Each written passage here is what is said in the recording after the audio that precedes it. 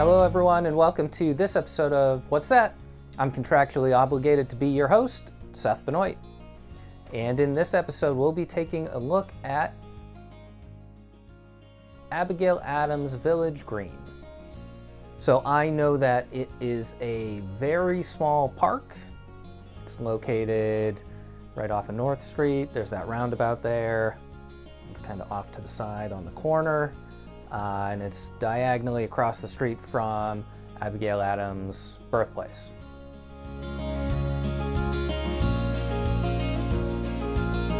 So I think this might be a little bit of a tricky one. I did some Google searching and I found very little, almost nothing, about the Abigail Adams Village Green, save for one very short article in 2015 where the Weymouth Garden Club helped with the annual Weymouth Cleanup Day.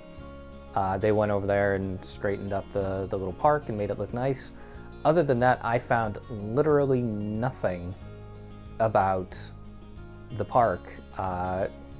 No day it was created, no old pictures. I even reached out to Debbie Sullivan of the Weymouth Historical Society and she didn't have anything for me either, so I think we're gonna have to dig deep on this one.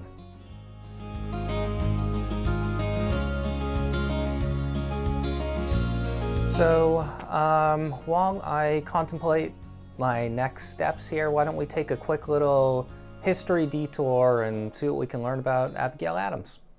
Abigail Smith Adams was born November 11, 1744 in Weymouth, Massachusetts. At 19, she would marry John Adams, who would go on to be the second president of the United States. Together they had 5 children, one of them being John Quincy Adams, who would be the 6th president of the United States. Her relationship with her husband was frequently strained as he would travel as a circuit judge, then his election to the First Continental Congress in 1774, his European diplomatic missions from 1778 to 1783, his time as vice president, and his time as president. While John was away, she would care for their children and home and provide them with updates of their hometown of Quincy. Despite all the strife, their love remained strong with over 1,000 surviving correspondences proving their dedication to each other. She was against the idea of slavery and a large proponent of women's education. In 1801, after John's time as president, they would finally be able to settle down together on their farm in Quincy and live out the rest of their days. Abigail Adams died October 28, 1818. Okay, so I've taken a little bit of time to collect my thoughts and plan on where to go next. I think a couple interesting places we could go. Kathy Torrey is the president of the Abigail Adams Society. So I sent out an email to her. Maybe we can get a little more insight on the area. It's obviously named after Abigail Adams, so maybe she knows how that little area came to be. I also sent an email out to the Weymouth Garden Club. I know they're involved in all sorts of things around town, but they have some involvement down there too. So let's see what comes of that. And there's one more interesting thing down there. There's a lion statue down there that's pretty interesting. It has the name Laban Pratt, 1909 on it. That's an interesting sort of fixture there. I don't know what it is or why it's there, so let's look at that too. Why not? On the corner of Abigail Adams Green is the Laban Pratt Lion Fountain. It was donated by Laban Pratt, who provided the gates along North Street for the North Weymouth Cemetery as well. It's a large granite fountain that's about 6 feet tall and 6 feet wide. It has a large bowl in the front and a drinking fountain in the rear, which is partially broken.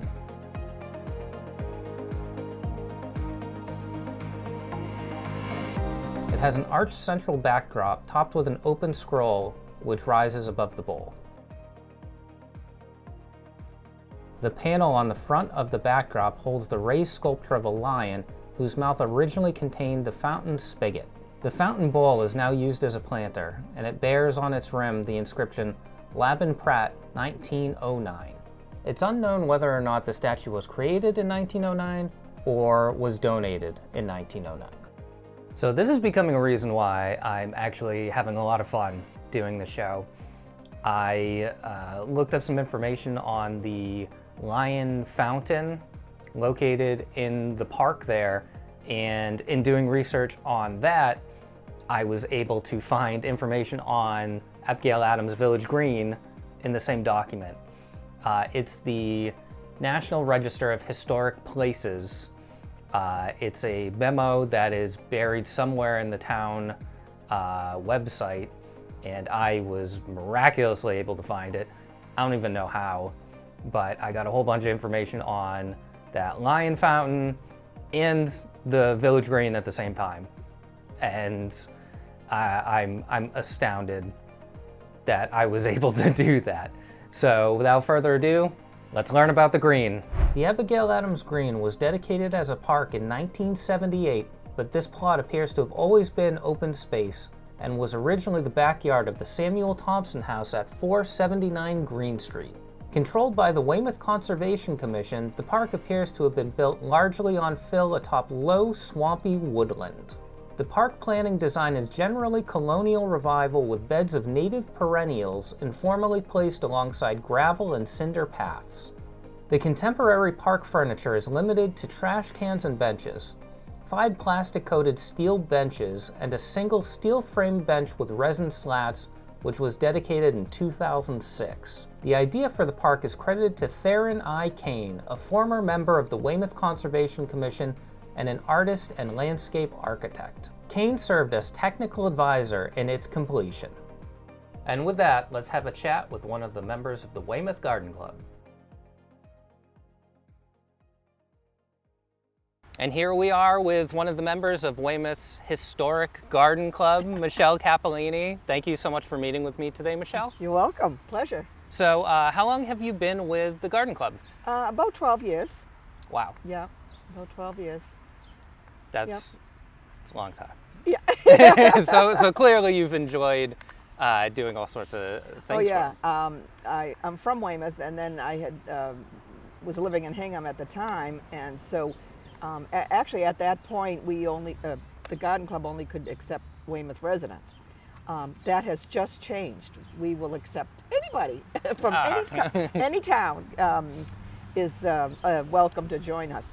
But so when I moved back to Weymouth, I quickly joined the club to actually learn what to do with the yard that I just inherited, and have become way more active than I thought I would. So that's great. It's a great club. So what sort of responsibilities do you have as a member of the Garden Club? Well, responsibilities are you pay dues, yearly dues, and you are asked to be on a committee, any committee that suits your fancy. And we have quite a lot of committees, even from doing flowers at the library, clean up here at the green. We have people who do the websites. Another woman and I do videos for the show, for the club. And so you're gently asked to be on a committee and to volunteer for as many events as possible. We have yards, we have plant sale, we have a big Christmas sale, wreath sale in the winter, and we, usually those big events, all hands on deck, yeah. So we don't want you just sitting there. Yeah. Yeah, we want you active. Yeah, I love that. It's, just Garden Club is just really pervasive in the community. You try to get everyone involved. Yes. And, I would say that brings us sort of to where we are here at the Abigail Adams Green. Mm-hmm. I saw that the Garden Club is responsible for maintaining it. So yes. What goes into the upkeep of something like this little park here? The Garden Club maintains it in a big way in the spring and the fall. We have a large cleanup day. The spring one goes along with the town cleanup. We do it on the same day as the whole town is being cleaned up. So that involves weeding and deadheading and pruning and raking, and it's a lot of work. And it's, by the way, everything that the garden club does is volunteer. No one gets paid. It's all volunteer. And there's a fountain that I'm sure you'll talk about later, and that is maintained by, actually one club member volunteered to plant seasonal flowers in the fountain each season. And then we've started doing our own, it's called Evenings on the Green. Mm-hmm. And what they, whoever can come, there might be a dozen members who are able to come on an evening, and they, prune and weed and things throughout the summer when we're on our break. But they tend to they'll add something like a little history of, I did it one night, I talked about the history of this area. And it just makes it, it's nice to know what you're maintaining and why, the history behind it. And it makes it more meaningful. But they've had like a little picnic lunch.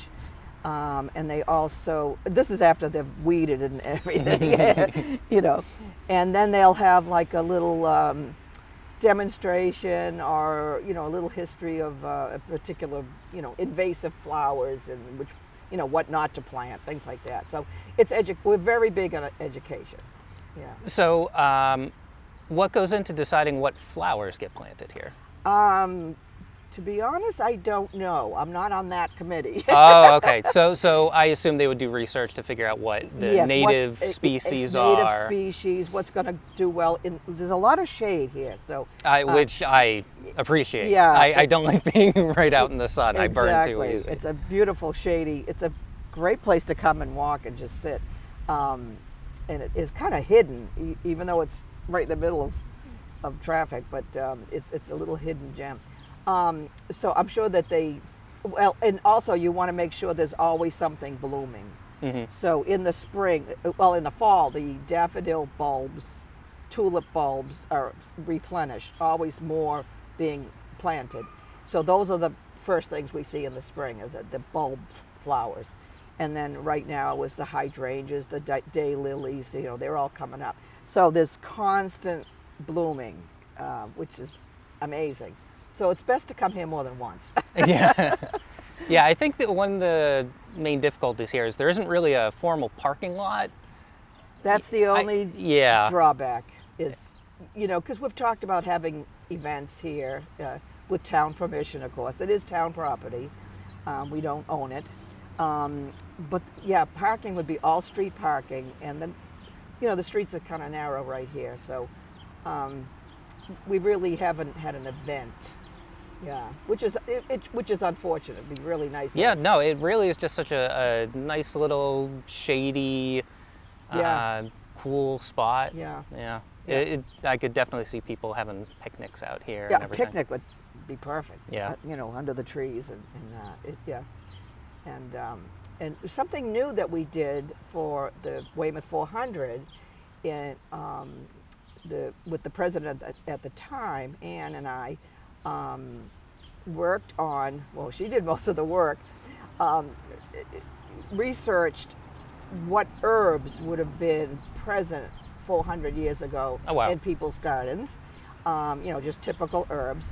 And we have a little area over there where there are 3 small gardens lined by tree trunks, which is very natural.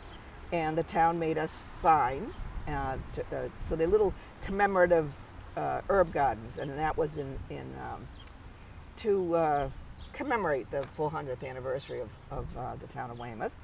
And so we, that was our kind of contribution to doing something for the 400th anniversary. And it's the herbs they're huge. They really grow. That's a fantastic idea. Yeah. I obviously understand the idea of flowers and everything, but the idea of planting actual herbs and things that they would have eaten back then. That's a really interesting, fun idea. Exactly. And some herbs, she categorized them as well.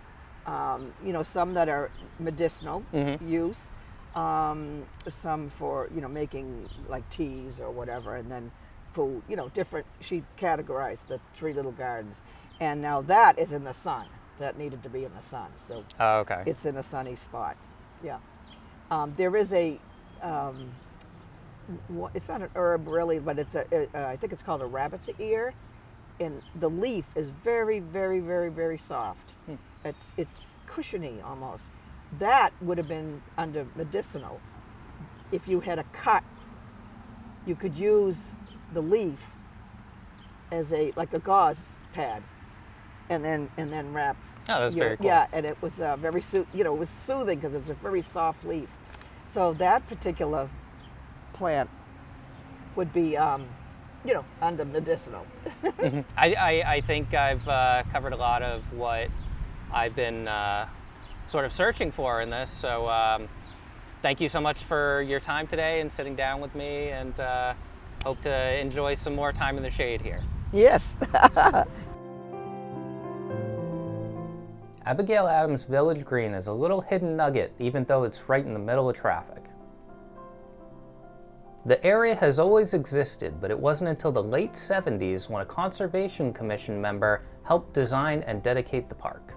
It's a wonderful little spot no matter if you want to sit in the shade, take a walk, or admire the flowers. And there we have it, some history about the Abigail Adams Village Green. So I was able to interview Michelle Capolini of the Weymouth Garden Club, which, thank you again, Michelle, that was such a great, insightful interview. But unfortunately, I didn't hear back from Kathy Torrey, but that's totally fine. That's part of the process of this, is reaching out, see who's able to get back to me and what we can do. So that would have just been a little extra frosting on the cake, but I guess that's that.